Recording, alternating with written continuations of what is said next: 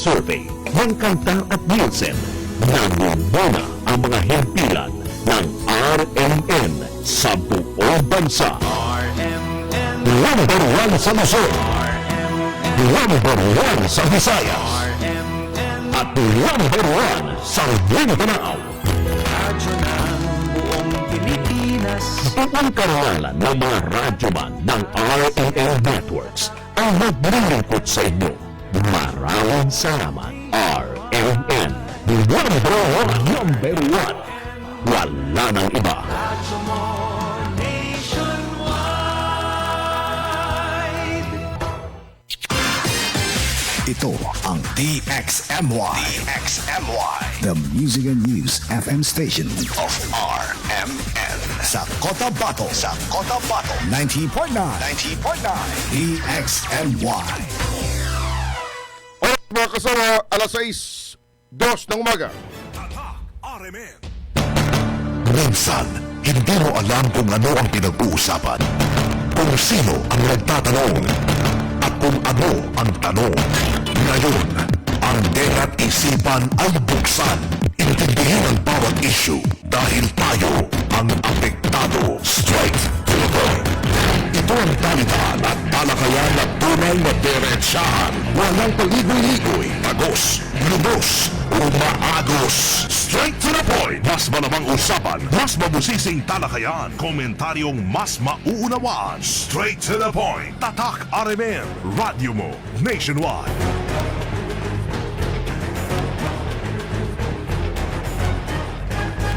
Mga kasama, umaga tayo ngayon ng Miyerkules. Tayo ho'y 12 na sa buwan ng Agosto 2026.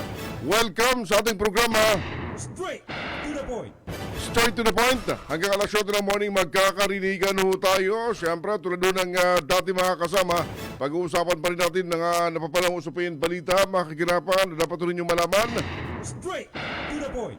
Mga nangyari po sa nakalipas na 24 oras sa loob at labas ng ating lokalidad. Straight to the point. Masaw kaming sanahoy na sa mabuting kanagaan kayo, nasa maayos na pangangatawan. Ano po inyong ginagawa, ano po inyong pinagkakabalahan mga kasama. Welcome! Samahan po ninyo kami. Straight to the point.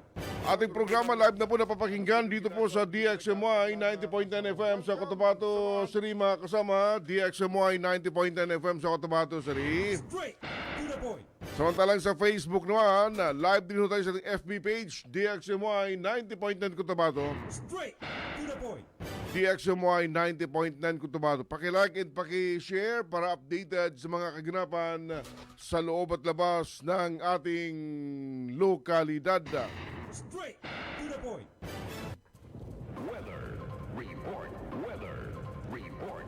Para ito balitang sa kalagayan ng panahon mga kasama para po sa susunod Humina na ang bagyo 24 oras, bilang isang low pressure area sa Miyerkules pero may tsansa pa rin itong maglandfall sa Hilagang Luzon. Pangsamoro Justice Party Ganun pa rin. number 13 sa Manota.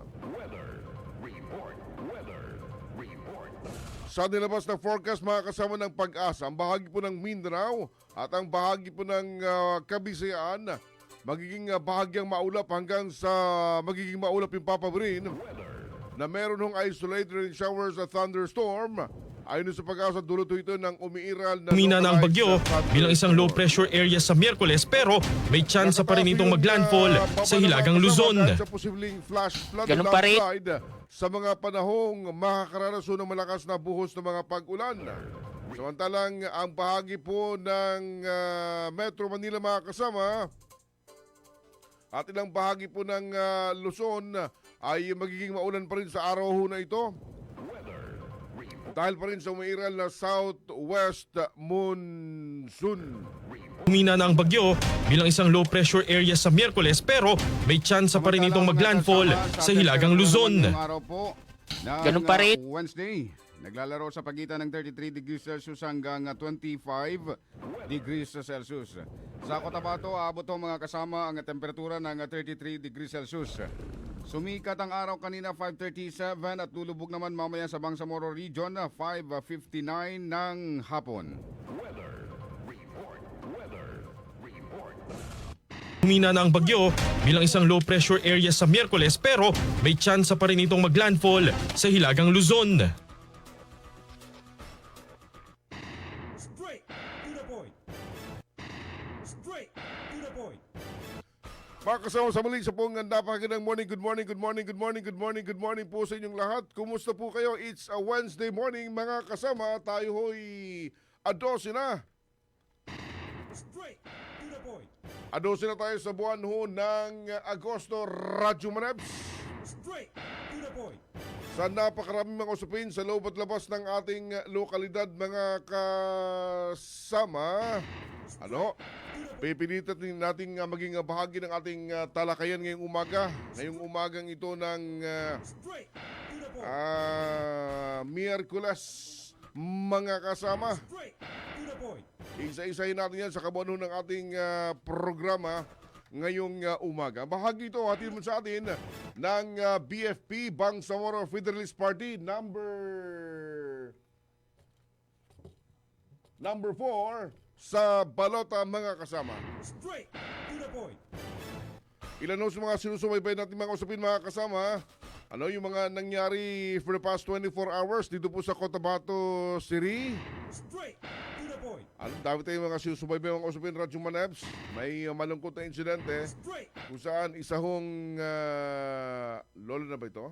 Yung biktima ho ng pananaksak na naging dahilan ho ng kanyang pagkasawi mga kasama. Straight. Kahapon ito dito po sa Cotabato City. Straight to the point. Samantalang mas malungkot itong nangyaring insidente kagabi, Straight. mga pasado, mga alas 10 ng gabi. Alas 10 ng gabi. Oo. Yan pala yung narinig natin ng mga putok kagabi. mga pasado alas 9, malakas ho yung mga putok mga kasama. Maraming nagtanong, ano yun? Straight. Only to find out na mayroon palang fireworks display mga kasama. Malungkot dahil about 10, more or less alas 10 ng gabi kagabi, sinasabing meron hong mga estudyante. Straight to the point.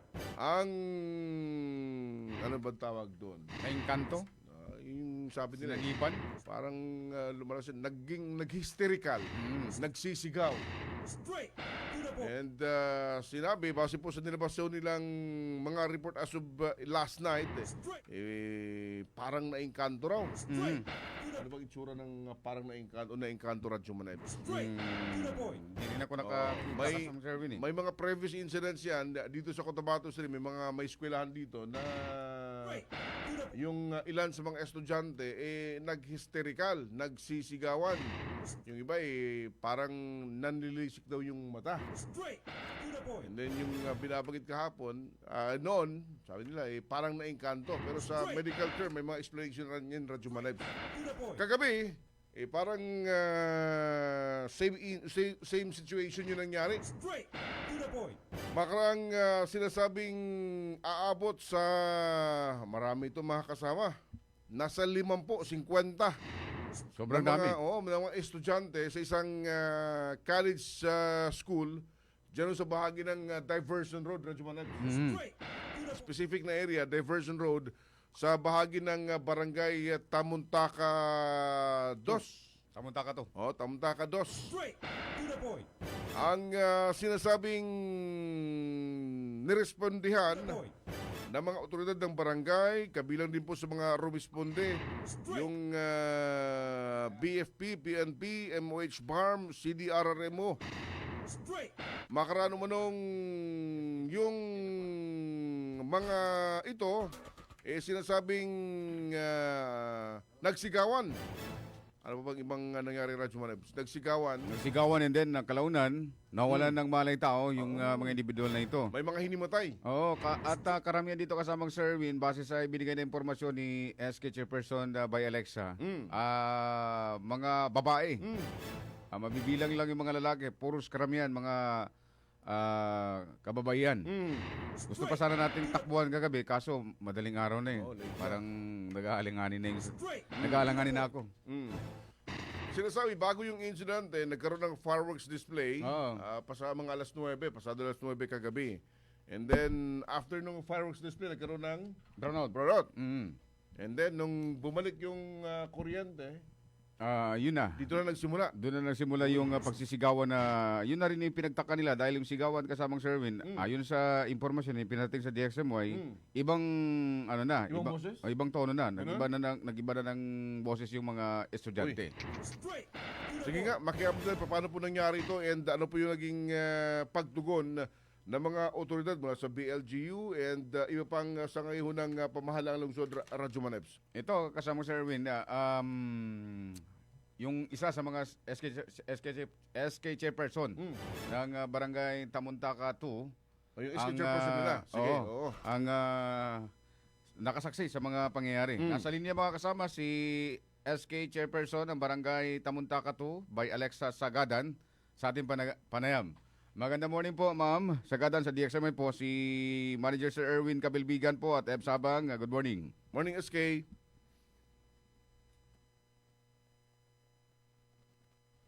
For a while, mama, ayusin natin yung ating linya. Yan. SK, good morning po. Hello, ma'am. Good morning po. Hello po, good morning. Pwede po? Po, good morning po. Marinig nyo kami, ma'am? Okay, sige. Ma'am, salaysay nga sa amin kung ano yung mga pangyayari kagabi bago pa man dumating dito sa sinasabing sinaniban na. Oo, Manoy umano. sinaniban. Oo. Pakikwento po, Ma'am SK. Bali po mga 9 p.m. pa ng gabi yun is bali po ako nun, bali. Laksa mo ko ang Bluetooth manager.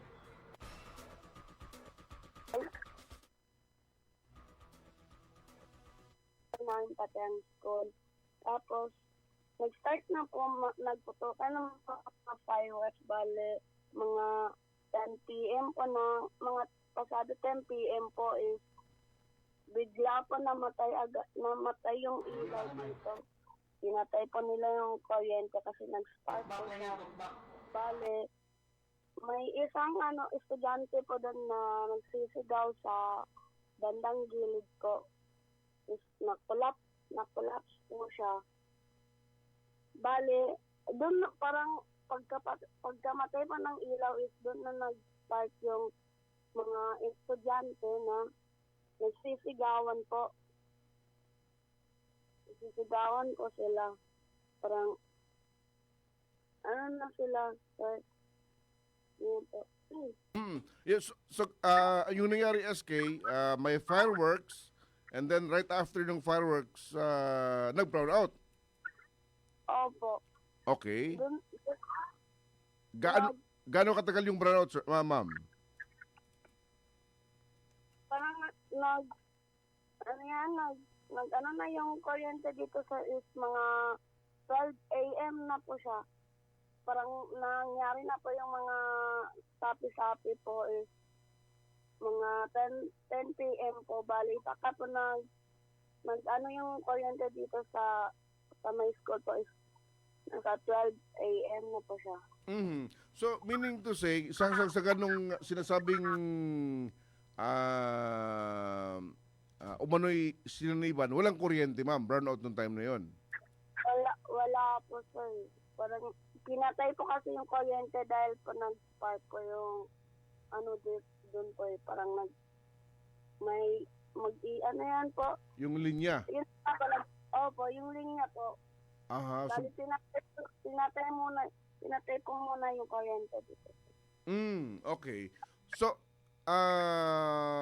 yung sinasabi niyong pagka-collapse, saang bahagi po ng programa nangyari yung incident, ma'am? Yung may nag-collapse?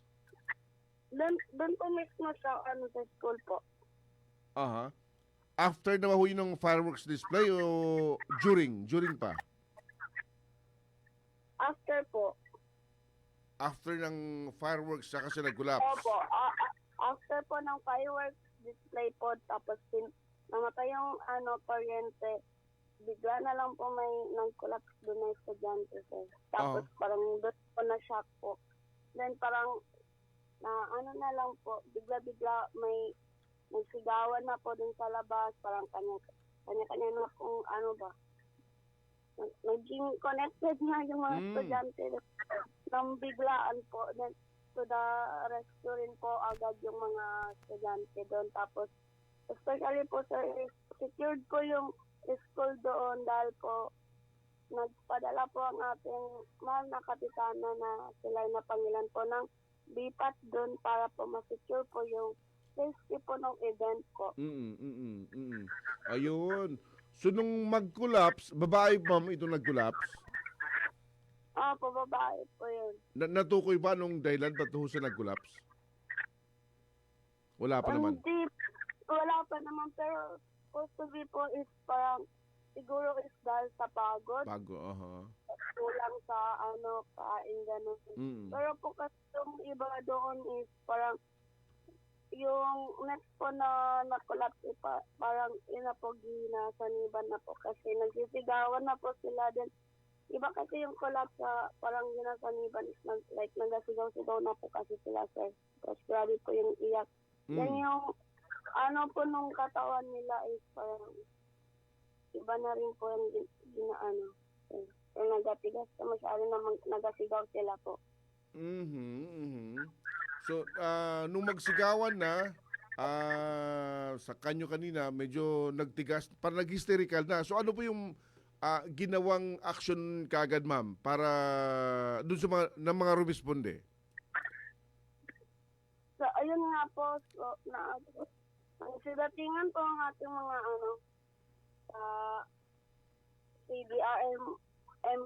CDRMO, sir. Doon agad nila po ginarescue yung mga estudyante, sir. Didala po nila sa Eros po, then sa may CRMC po.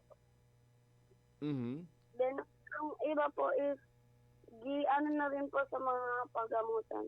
Then, nila na parang, ginasaniban po ito sila, sir. Sa bilang nyo kagabi, ma'am, gaano karami yung mga yung mga estudyante na isinugulo sa pagamutan? Ang na-confirm ko po, sir, is parang nasa 24 po sila ata, sir. May po sa 11 po sa Eros, 11 po sa Eros, tapos may 4 po na sa may regional po. 4 sa regional? Opo. So, nasa mga 15 na mga estudyante ho ito? Mga 15, ma'am, 15 na estudyante sumatotal? Nasaan? Hindi pa po na bilang yung Hindi pa po nadala sa hospital po. Okay. Kasi kasali din po yung kapatid ko din, sir. Okay. Isa rin po siya sa mga nasali kagabi po, pero dito lang din sa bahay namin.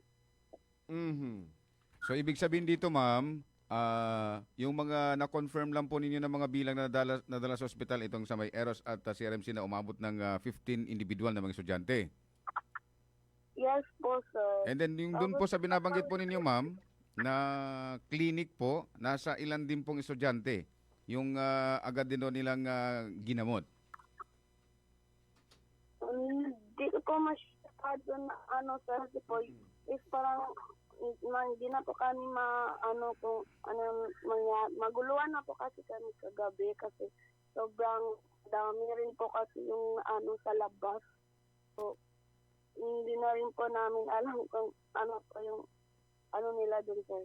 Opo. Para maklaro po natin, Ma'am SK, yung 50 na bilang na mga nabiktima ng umano'y ganun nga, nag-hysterical, nanigas yung katawan hanggang sa nawala na ng o naimatay na, kumpirmado itong 50 na individual, more or less. Opo. Ayun. Yung event po ba, ano ba yung isineselebrate ng naturang paaralan, ma'am? Bago pa man nangyari itong insidente na ito? Po yun, sir, foundation day nila po. Then last day po sana kagabi yung event po.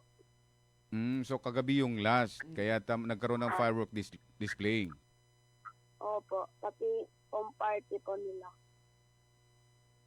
Home party. Foam party. Kaya pala sa post ng May mga taga-BFP. paaralan na ito, ang saya-saya nila eh. Oo.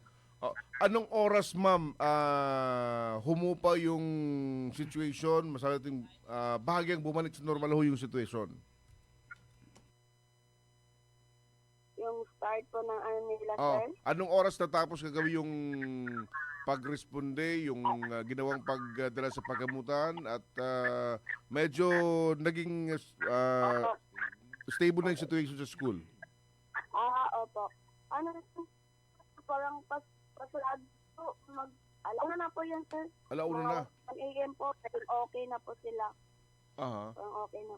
Yung mga, may information ka, yung mga dinala sa paggamutan kung nakalabas na kagabi rin po? Meron po, sir, yung, alhamdulillah, sir, yung 4 ko na nasa CRMC po is ano na yan, uwi na po sila, sir. Kagabi. Rescue po ng mga turn over na sa school po ng mga CDRMO po. Ayun. Sige po. Opo. Ma'am, dagdag ko lang, ma'am. Ano ba yung kwento diyan po sa lugar na yan? Bakit sinasabi nilang sinaniban umano ng masamang espiritu? Ano ba yung mga naalala mo na ikwento sa'yo na sa lugar na yan, diyan sa natayuan ng nasabing institusyon? Since, ano po ako, dati na po ako dito, sir, is, kasi, sir, parang dati kasi is, puno po kasi ito, sir, so, wala masyado bahay, ang ganun, historical po dito. Pero, wala pa naman din akong narinig na may mga ano dyan, na ganito po. Yung school nyo, ma'am, yung school na yan, bagong school lamang, sa dyan sa bagay ng Tamuntaka, dos? Opo, sir. Bago lang po ito, sir. Bago lang. Okay. Opo. May information ka, may advisory galing sa school kung may cancellation ng klase ngayong araw or ano po yung advisory, ma'am? Meron ba? Wala pa naman? Wala pa naman. Wala pa naman. Sige po. SK, maraming salamat po sa information ay binahagi po ninyo sa ating mga tagapakinig. May kinalaman po sa nangyaring insidente kagabi dyan sa area ho ninyo kung saan marami-rami estudyante itong nadala sa paggamutan. Makaroon nga po maka-experience ng kakaiba sa kasagsagan ng kanilang event kagabi, ma'am. Salamat po. Salamat ng marami, ma'am. Good morning po sa inyo. Good morning po. Sige po. Salamat ng marami. Lahat ng tanong, straight to the point. Si Bay Alexa Sagadan, mga kasamang SK Chairperson ng Barangay Tamuntaka 2, kaugnay dito nga sa binabanggit na insidente. Straight to the point. Subukan natin, Radyo Man Eps. Mula sa paling ng ating health sector, may Oo. explanation kasi yan, Radyo Man Eps. Yung ating mga nasa sektor ng panggagamot. Kung bakit Nagkakaroon ng mga ganyan. may ganito mga insidente. Mm.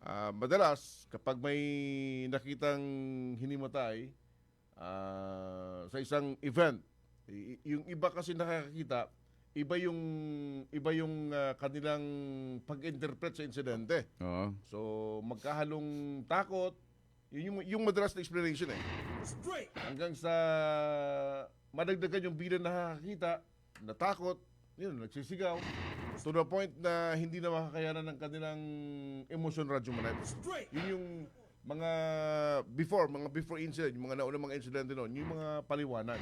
Nag-hysterical, tumitigas yung katawan. O, yung iba nga, sabi, parang yung Naglalakihan pa yung mga mata, parang... Oo, yung iba raw, sinasabing umiiba yung boses. Oo. Straight. Yun yung mga nangyayari pag sinasabing sinasaniban. Pero may explanation yung ating mga health expert. Straight.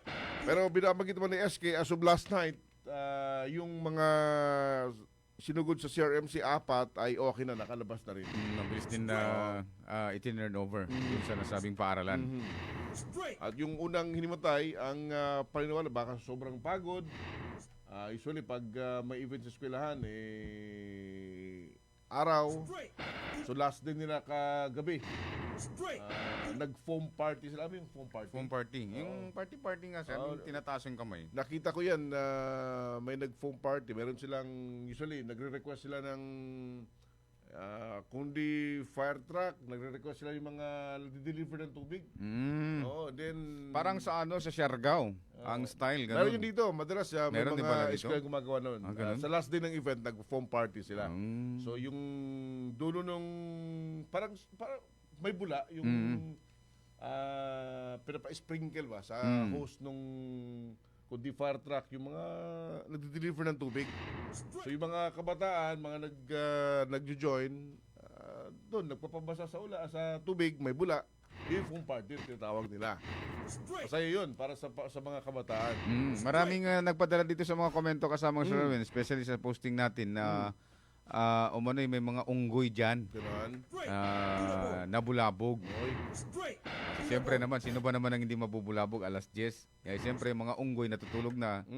Yung unggoy na babae, tsaka kalalaki, natutulog na yan. ang alam ko may unggoy pa ngayon dito sa may Timako. Pati sa tabiran, sir, meron din. Meron pa rin, no? Straight. Along the highway.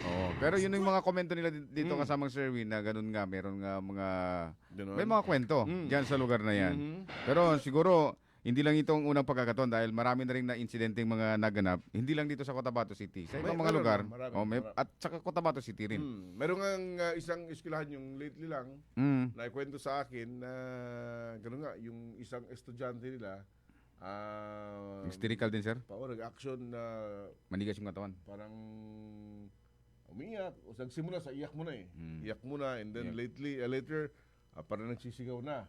Parang gano'n, nagsisimula na. So yung iba mga estudyante na nakakita, natakot.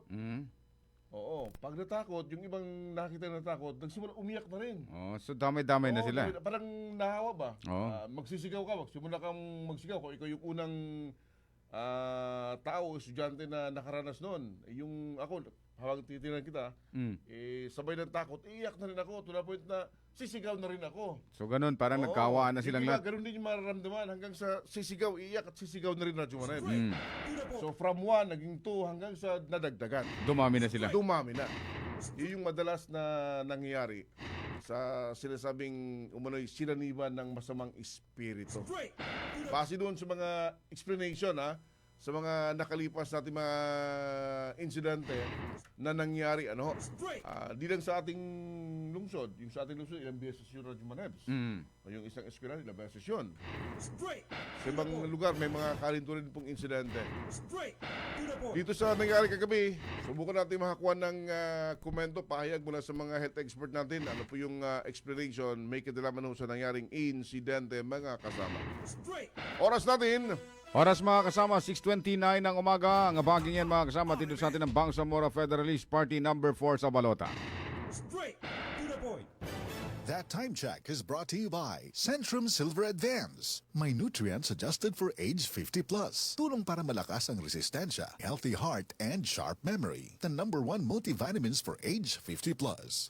This time check is brought to you by iBerry Gold. Mas daghan ang lutin, mas epektibo, mas klaro. This time check is brought to you by MX3. Dito ako believe. This time check is brought to you by Kidney Care. Likayi ang dialysis o ubang problema sa kidney. Mag-Kidney Care. Panahon ngayon, bawal na bawal ang magkasakit. Mabuti na lang, merong Manaysol Herbal Capsule. Bangon tayo, shift na ako. Future supervisor ako. Nescafe Classic Stick ang kape ko. Mahirap man maging cashier, lalaban pa rin ako. Yan si Dan at 6 a.m. dahil araw-araw siya umiinom ng Nescafe Classic. Subok, 100% puro at natural.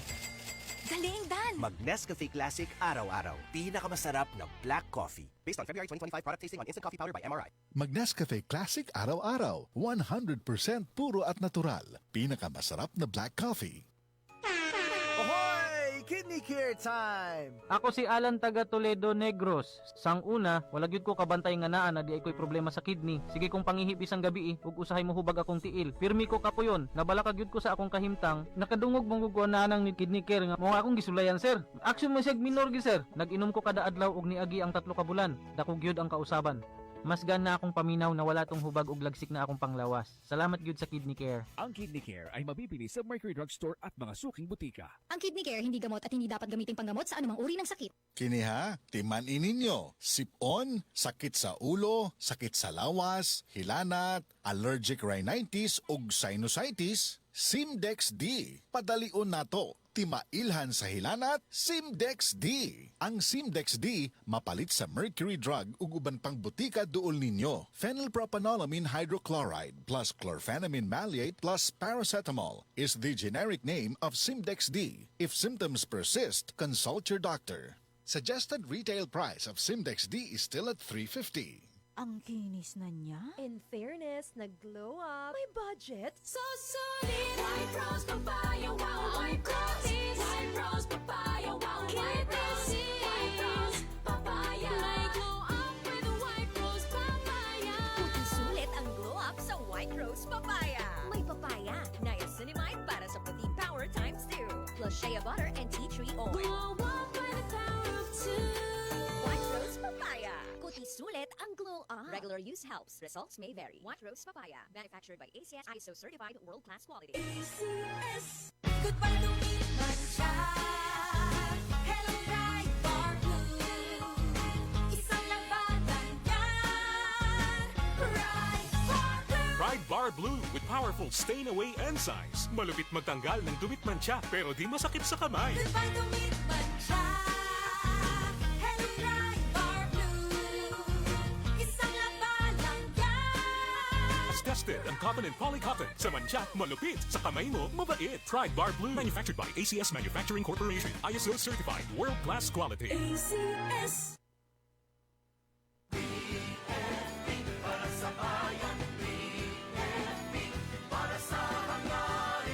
BFP number 4 sa balota.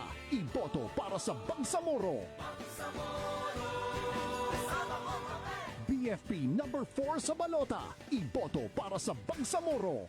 BFP number 4 sa balota. Iboto para sa Bangsamoro. BFP para sa bayan. BFP para sa hangarin. Inklusibo. Bangsamoro. BFP number 4 sa balota. Iboto para sa Bangsamoro. BFP number 4 sa bawat bayan, sa bawat tahanan, may pangarap na matagal nang inaasam. Kapayapaan at pagkakaisa. Assalamualaikum warahmatullahi taala wabarakatuh. Labi-labi din sa kanu sakop po District 5, Maguindanao del Sur. Saki so watanu Suldo, si Anwar Alamada, alias Young Fighter, si Nugo na UBGP, so himay sa mga kandidato sa District Representative, siya sa District 5. Niyako number baluta na number 1. Number 1 sa baluta. UBGP.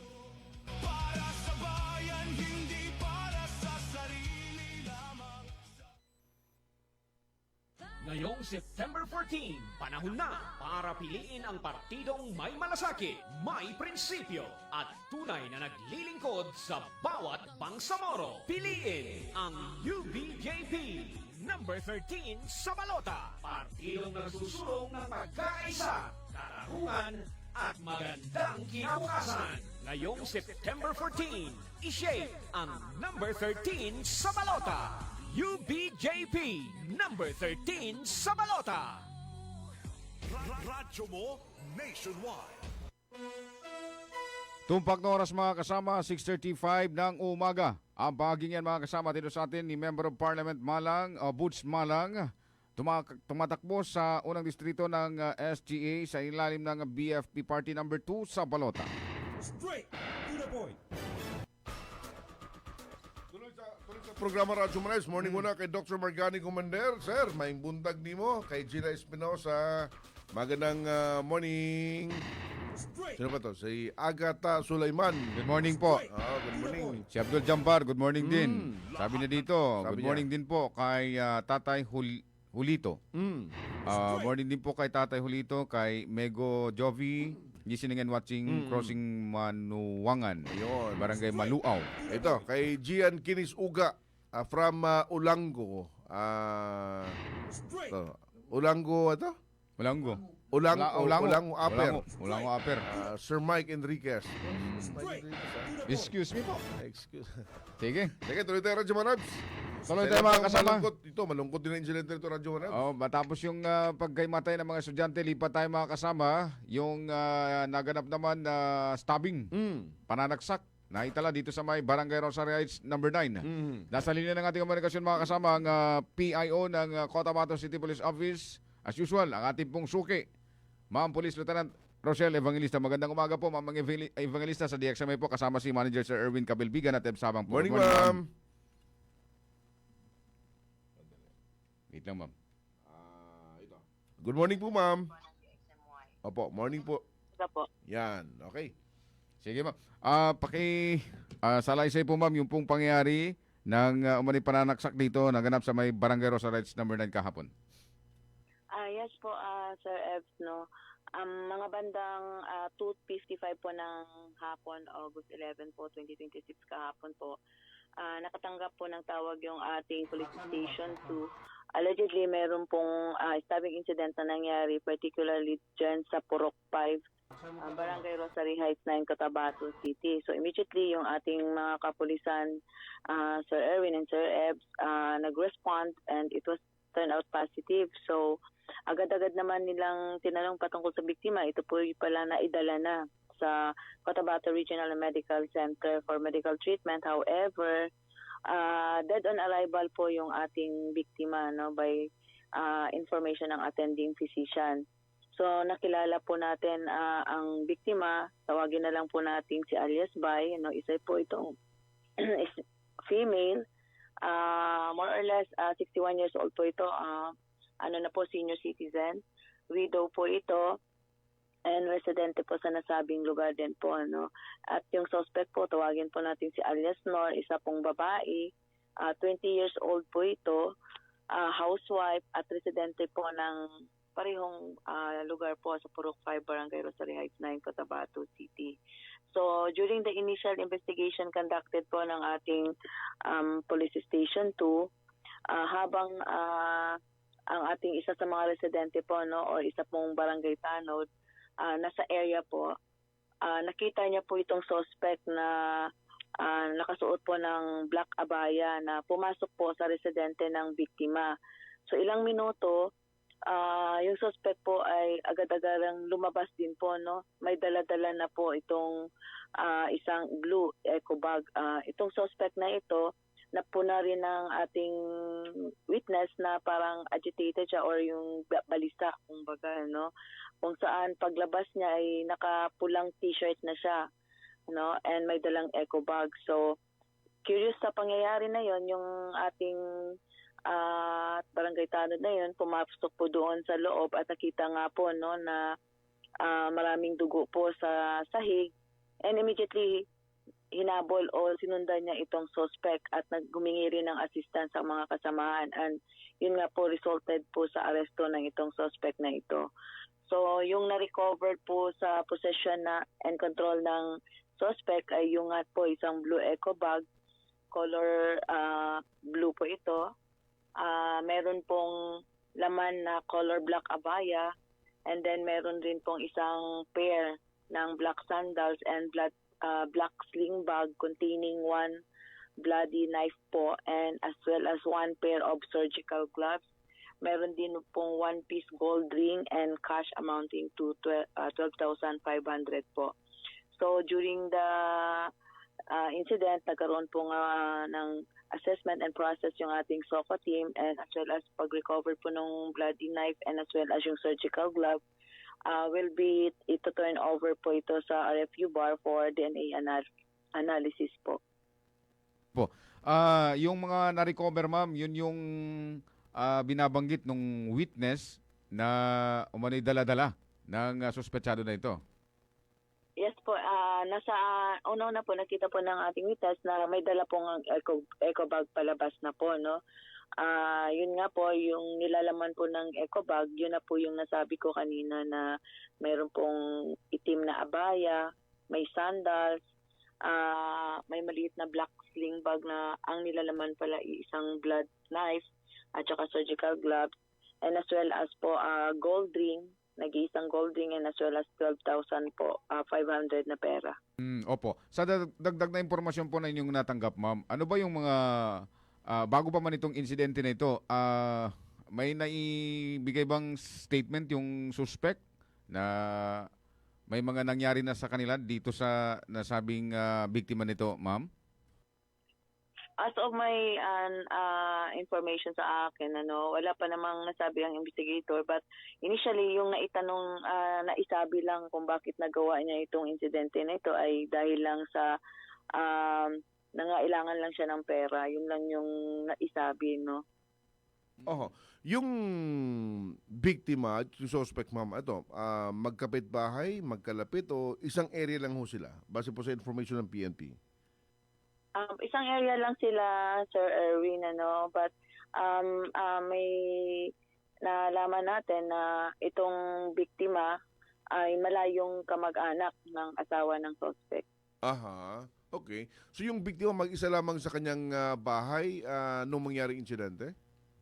Yes po, Sir Erwin, nag-iisa lang po ito sa kanyang bahay. Siya lang po na namumuhay na mag-isa. Kasi yung mga kamag-anak po niya ay wala po dito sa Cotabato at malayo po yung iba. And yun lang nga po, ang ikinabubuhay lang po nito ng matandang ito, yung ating victim, is yung pagtitinda lang po, may konting sari-sari store po. Aha. Ilang taon nga po yung biktima? Nasa 61 years old po. 61-year-old. Yung suspect naman? Nasa 20 years old po, Sir Erwin. Okay. Saang bahagi ho ng lungsod na aresto itong suspect mismo, ma'am? Diyan mismo rin po, sa barangay Rosary Heights 9 din po nahuli. Habang papatakas o papaalis sa area, dito siya nakuha? Per information po sa report, habang paalis na yung biktima, doon sa bahay nga po, yung isa sa natin na nakahuli, sinundan po ito siya at yun po naging rin po ng tulong sa ibang kasamahan at yun po na-aresto po. Ang naka-aresto po, PNP na o yung mga BIPAT? BIPAT po. BIPAT. Tanog kasi po nakakita doon sa suspect na napansin niyang balisa nga talaga, na napansin din pumasok doon sa bahay. Initially, ma'am, ilan po yung tama ng saksak? I understand, saksak ko yung ikinamatay. Ilan po yung sugat niya? Per information sa ating investigating team, tatlong saksak po ang tumama sa ulo ng biktima. Isa sa lieg, may isa rin sa braso po. So, yun po, ang tatlo po sa ulo yung saksak. So, on all po, nasa 5 po. Upon ocular inspection doon sa bahay ng biktima, mayroon bang indikasyon na posibleng nagpambuno muna yung dalawa bago napin down itong biktima, ma'am? May mga ganun bang indikasyon? As of the related po doon sa area of incident, wala pa akong information, Sir Erwino, kung nambuno ba or immediately may nangyari agad ng pananaksak, So, but knowing the area po, kung titingnan po natin, nagkakaroon na po ng iba't ibang dugo or bloody stain doon sa area po of the incident. Opo. Unusual po kasi dahil may daladalang kabilang sa na-recover ay surgical gloves doon sa gamit ng suspect. Nagamit nito ba during the conduct ng crime? Used na ba? As of the nasabi natin sa report, Sir Erwino, yung bloody lang kasi na isinabmit sa ating forensic bar for DNA analysis. Ang isasubmit po is yung ating knife and at saka surgical gloves. So it means po nagamit po siya. Subjected for DNA test po yun. Now, ano ngayon yung nakita ho ng PNP, mga investigador, na posibleng motibo ho nito? Yun po nga, dahil po sa material gain. And as well as nung initially na isabi po ng biktima na nangangailangan raw siya ng pera. I see. Oh, yung mga nabi ma'am, saan na ho as of yesterday, base po sa information, and yung suspect, nasaan na ho ito ngayon? Yung biktima po, claim na po ng kanyang immediate family yung biktima at dinala po sa kanilang residence na for preparation po sa burial, while yung ating suspect ngayon po ay nasa Police Station 1 sa women's facility po doon siya pansamantalang ikinulong. Although yung case po hawak ng ating Police Station 2, sila po yung under dito, but yung custody pansamantala nasa Station 1 po siya nakakulong. Ayun. Ma'am, sa kabilang banda, sa samantala pa may pagkakataon, do late night na ho nangyari ito, I don't know kung may report na ho sa inyo yung police station number 3, sa nangyaring insidente kagabi dyan sa Tamuntaka 2, na kung saan may mga estudyante yung nag-hysterical, kagabi, as of last, binabait kasi, sinapian daw ho ng espiritu. May report na sa inyo ang Station 3 ang insidente ito? Yes, Sir Erwin. Dumating lang po sa ating kaalaman yung nasabi pong insidente na nangyari sa isang school po, no? Na wherein yung mga estudyante po, sabay-sabayan pong nag-collapse habang nagkakaroon po ng foam party, no? Kagabi po yan, 8:30 p.m. po nalaman natin, August 11, 2026. Na wherein several student po na simultaneously nag-collapse, no? Allegedly, tingin natin dito is a mass hysteria po, no? So kung pag-uusapan natin about mass hysteria, ito po yung sinasabing yung spread ng physical symptoms or panic through group people po ito, no? Wherein wala po tayong pang masasabi kung ano po yung dahilan, physically or infectious cause po, wala pong cause, no? Ayun. Ito yung medical term sa mga insidenteng ito, mass hysteria. Opo, yun po yung nalagay sa ating report ng mass hysteria po. Ayun. Nagpapanik yung group of people base po sa definition po nito. Yes po, yes po. Okay. May number yung ating Station 3 na na-report kung ilan ho yung mga naka-experience nito? So far, Sir Erwin, wala po akong data kung ilan po talaga exactly yung student, but as per report nila, no, several students na nasabi nila. So it means marami-raming estudyante po yung naapektuhan at ito po dinala rin po yung sa nearest hospital, wherein humingi rin po tayo ng tulong, no, sa ating mga kasamahan natin na stakeholder, which is the CDRRMO as well as ang BFP po for first aid and triage po sa victims. Ayun, malinaw ho yun. Sa report ko kasi namin, merong 15 yung na-hospital and yung iba naman ay binigyan ng first aid. More or less, nasa 50 na ho, Lieutenant Ma'am. Yes po. Kasi po mapapansin po natin na pagka itong foam party, medyo magkadikit-dikit, malamang isa rin ito sa titingnan kapag about sinasabi nating mass hysteria. Mass hysteria. Yun yung term dito na ginamit, ma'am. Yan ba yung sinasabing nagtatapang-tapangan, matigas? Sisigaw-sigaw. Sigaw-sigaw? Oo. Nagpapanik na. Ang definition po actually is rapid spread of physical symptoms or panic through group of panic. Ayan. Iba talaga pagka may karanasan sa Iba talaga pag may background sa pagiging nurse, health personnel. Health. Okay. Lieutenant Ma'am, salamat po naman. Dagdag pa, ma'am. Meron po kasing naiulat na natagpuang cadaver dito po sa atin sa Cotabato City. Any information po dito, ma'am? Yes, Sir Ebs, no, nangyari po yan last August 11, 2026 po, no. Ang nangyari yung insidente, mga August 10 po. Ano, nalaman na po natin yung incident na ito by means of nai-report po sa atin sa mga 11:20 p.m. po ng August 10, 2026 po na wherein nangyari po to sa area ng MB Kalanganan po, no, nangyari. So ito po ay nakatanggap po ang tawag yung ating kapulisan sa police station for allegedly na meron pong nakitang katawan po na cadaver. So immediately po yung ating police station nag-respond po doon sa area. However, yung area po kasi is pasukinin po talaga, no, hindi ka makaabot doon sa area kung saan nakita yung katawan ng biktima by means of paglalakad kundi sasakay pa ng boat, ano. But pagdating po ng ating mga kapulisan doon, nakita na po nila na habang papasakay na yung ating mga nag-responding police sa boat, dumating na rin po yung boat na nagsundo doon, wherein yung biktima po ay isa pong male, isang lalaki. 40 years old po ito, separated po, at saka fish pond owner po at residente po ng MB Kalanganan, Cotabato City. And nung naidala na po itong biktima o naitawid na po galing sa kung saan siya nakita, doon po napansin natin na meron pong multiple gunshot wound po na tinamaan sa iba't ibang katawan niya po. Ano ba yung nangyari, ma'am? Sa ano po, MB Kalanganan po, Purok MB 1, Kalanganan. MB Kalanganan. Opo. Opo.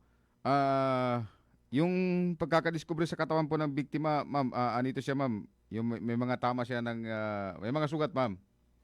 Yes po, oo. Actually po, beforehand po, mga 2:00 po kasi ng hapon, may narinig po yung mga ibang tao ng pagputok, ano? So, in-ignore lang yun nila, no? So, later on, yung kamag-anak ng biktima, nagkaroon pa ng komunikasyon doon sa kanilang kaanak, no? Mga bandang 9 to 10 p.m.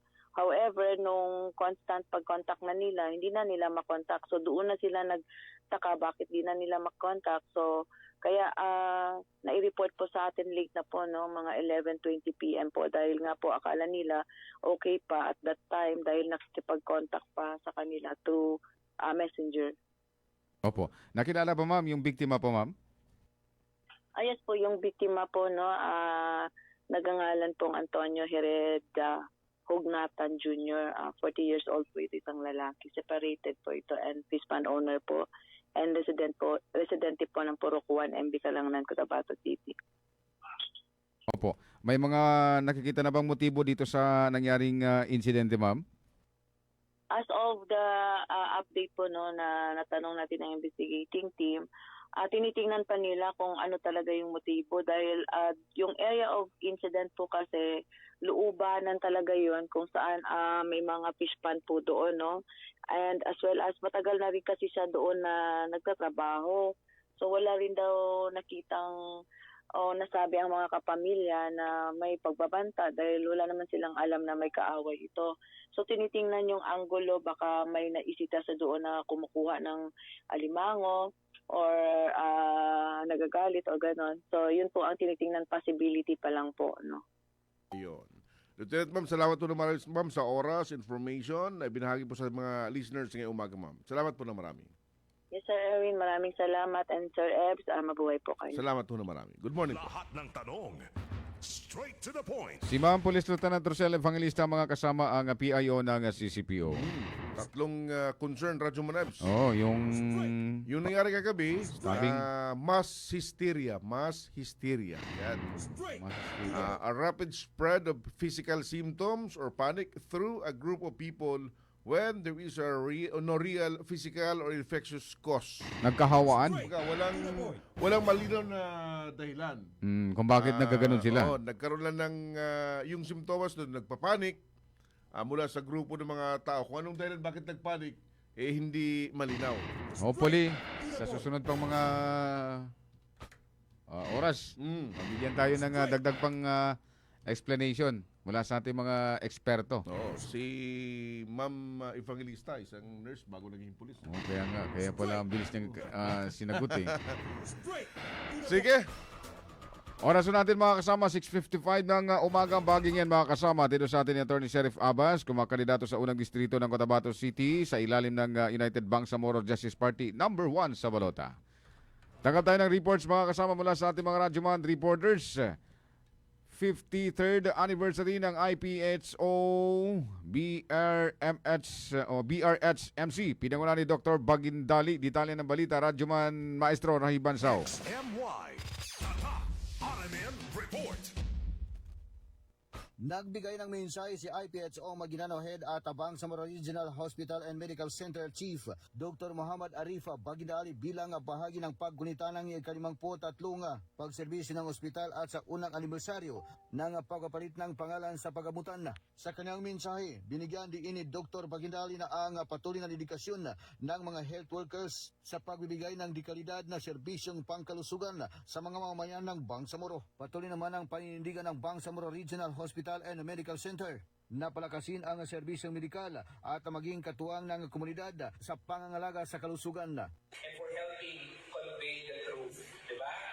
The men and women of IPHO Maguindanao, tumayo kayo lahat, the 705 BRHMC, both of Caldilla, job orders, contract of services, please stand. Ayan. No?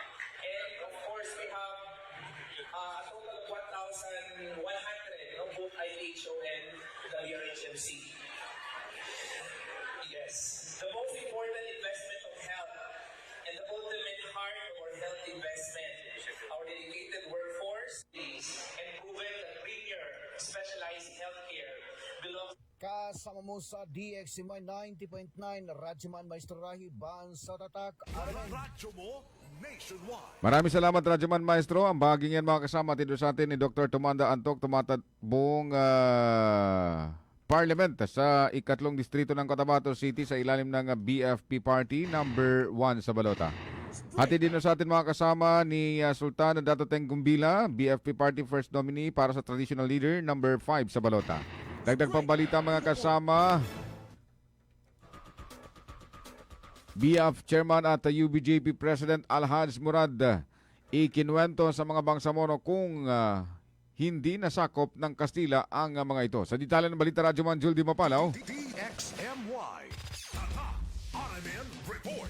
Muling ipinaalala ni United Bangsamoro Justice Party at BF Chairman Alhaj Murad Ibrahim sa lahat ng mga Bangsamoro ang kwento kung gaano ipinaglaban noon ng mga ninunong Muslim ang kasarinlan laban sa mga mananakop na Kastila. Git ni Kagi Murad na dahil sa kanilang pagsasakripisyo at paninindigan noon na huwag sundin ang iniutos ng mga Kastila ay hindi tuluyang nasakop ang mga ito kung kaya't hanggang ngayon ay nananatiling may Muslim at hindi na-convert sa Katoliko. Ito ay ilan lamang sa mga bagay na dapat baunin at huwag gumanong iwanan ng mga Bangsamoro sa kasalukuyan at sa mga susunod na henerasyon para mapangalagaan ang bunga ng lahat ng mga sakripisyo noon ng mga nakibakang ninuno. Sa mga lukas na Russian submit kano mga Espanyol. Kapamo ka sinumit rin kano mga Espanyol na magjanta ron sa mga puran niya Pilipino. Katoliko tara. Okay, sa mga lukas na minato sila. Asilang pasakup kano mga Espanyol. Dali ang paritay. So panduan ng mga Espanyol na ulyanan to nagaga isakita no na piapan pero wala sama kano lugar tano na aram bamun lugar Muslim siya sa Pilipinas. Alhamdulillah. Sa guna niya anasampay tano na ya importante siya na ipaninindag tano inyay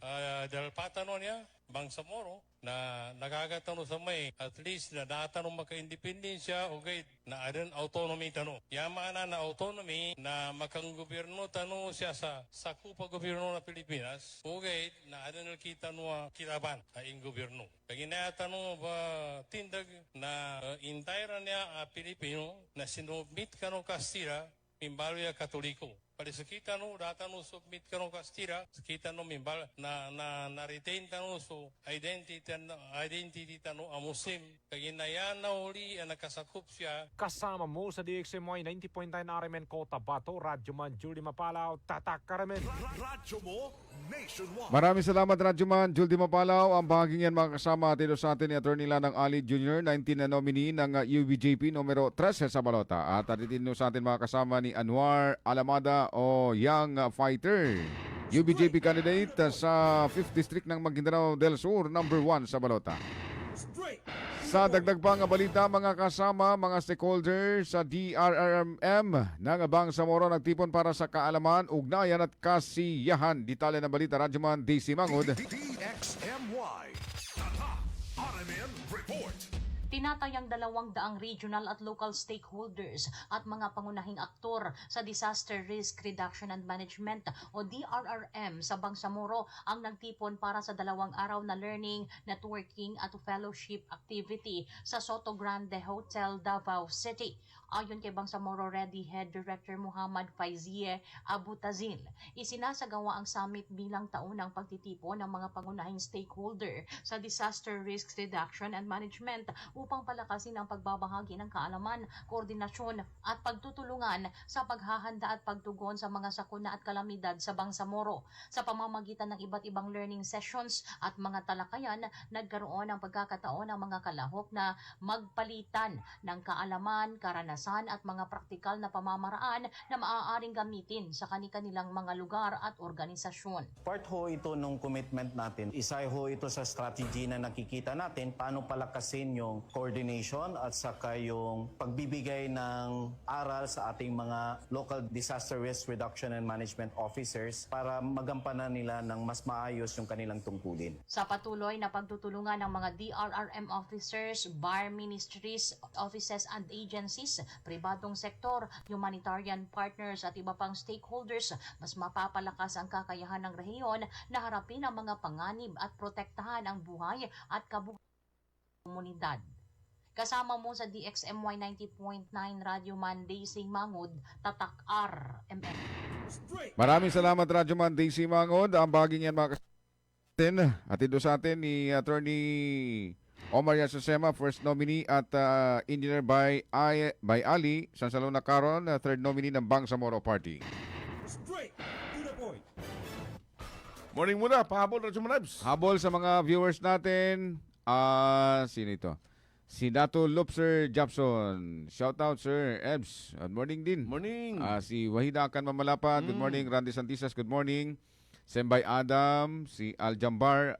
Si Sir... ito. Si Nag-iisang Ikaw. Wow. Ganda na pangalan mo dito sa Facebook, Sir Ma'am. Gina Espinosa. Good morning. Si Nor Gumaga. Dato Saudi Maulana.